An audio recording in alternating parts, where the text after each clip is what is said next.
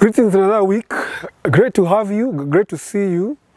And I'm sure God has done you good and He has continued to do good to me. We might be facing challenges, but I know God carries us through. He never promises. In fact, His word says that in this world you will have trouble, but be of good cheer. I have overcome the world. So I know you have been overcoming through the week, and now we have another time to reflect on God's word. Today I want us to reflect on a word that comes from the book of Psalms. But before doing so, let me introduce it.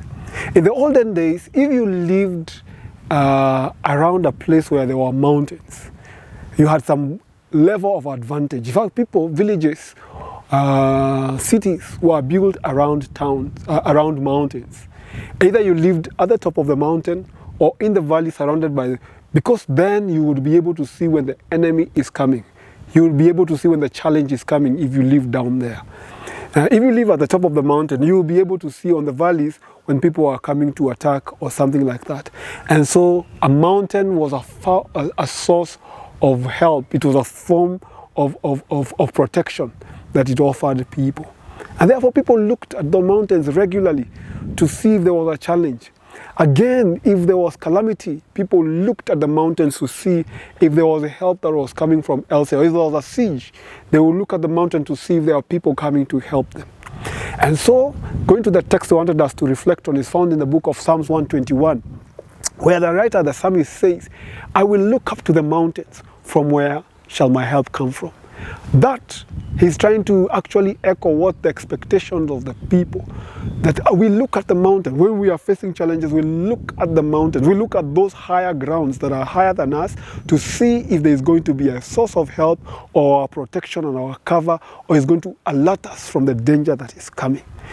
But the psalmist continues to speak. He says, my help comes from the Lord. He reflects and sees, actually my help will not come from the mountains. The mountains are good, they provide all those whatevers, but help does not come from the mountain, it comes from the Lord. And therefore he says, I will look up to the mountains where my help comes. It shall come from the Lord, the maker of the heavens and the earth. He's saying, when he says the heavens and the earth, he says, beyond the mountains, far above the mountains are the heavens.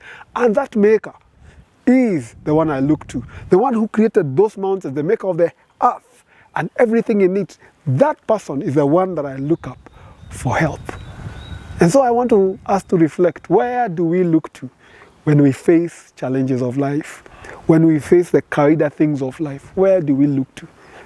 The writer of Hebrews, in Hebrews chapter 12 verse 2, will talk about looking unto Jesus, the author and perfecter of our faith. He's not just the completer. He does not just complete our faith. He actually perfects it. It's not just a job that is done. He does it to completion, not beyond completion, to perfection. He's a kind of person that we can look up to beyond the mountain. So if you have people who have become a mountain to yourself, you have things that have become, gives you a sense of protection and so on, please change your perspective. Look at the creator of those things. Look at the creator of the heavens and the earth, because there is where your help comes from. The Lord bless you and give you a wonderful week as you reflect on where does your help come from. In Jesus' name.